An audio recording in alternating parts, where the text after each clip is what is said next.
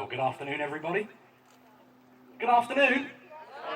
Good afternoon. Hello, hello. Welcome to the Conservancy Trust and our second flying demonstration of the day. Did everybody enjoy our first bird? It's lovely, isn't he? So he goes by the name of Burdock, and Burdock, no offence to him or Jenny, he's our pre-show warm-up act. So I always think it's nice that you see one of our birds before you see any of us members of staff. And Burdock, he really does set the demonstration quite nicely. And he's one of our turkey vultures. So what you've been seeing him doing is just riding a little bit of a warm breeze today, trying to find a little bit of height, and just doing some really nice circuiting flights over to Jenny. So just a lovely little start to the show. Now, welcome to our Valley of the Eagles demonstration. My name's Owen, and I'm going to be commentating for the next half hour, 45 minutes or so, whilst hopefully we keep you entertained out here with a few of our feathered colleagues.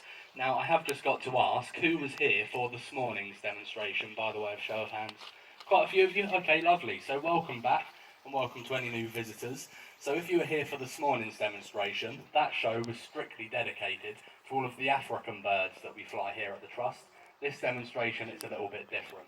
So this show, it is mainly for all of the high-flying and the soaring birds, and I have got to admit, you couldn't have chosen a much nicer day to come and visit us, could you? So it's a beautiful warm day, could get upwards of nearly 27 degrees this afternoon, so quite a toasty one, which does bring me on to a few main rules. So the main golden one is if you feel like you're going to faint at any time, just don't do it when the vultures are out, okay? They get really excited about the whole matter.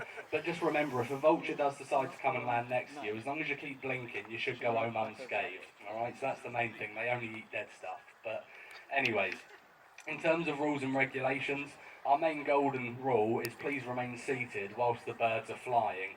So that does also lead me on to another one. That is, if you do need to get up and leave at any given time, please do choose your moments wisely, okay? We leave an intentional gap amongst each of the birds, so if you do need to get up and leave, make sure it's not when a bird's flying. That way we don't go home wearing a vulture. That's not what we're after, alright? So that's the main one.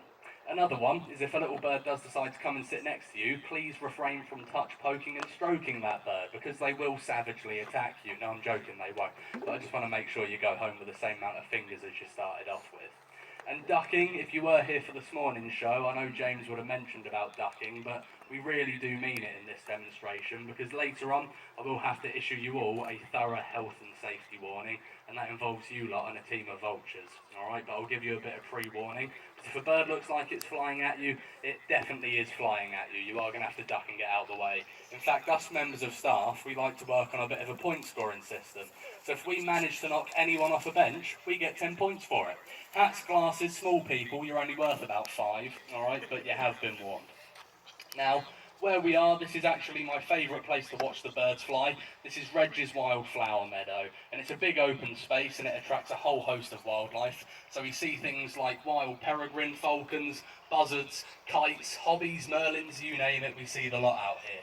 And we've actually been joined by our next bird. So what I'm going to do is I'm going to come and commentate from up in the stands, and that will leave our beautiful flower meadow really nice and open this afternoon. Now, some of you might have spotted him actually. He just took a bit of a beeline straight over in the opposite direction. So he's gone slightly to the right-hand side, and he's actually one of the fastest members of our display team. And he goes by the name of Chaucer, everybody. And Chaucer, he's a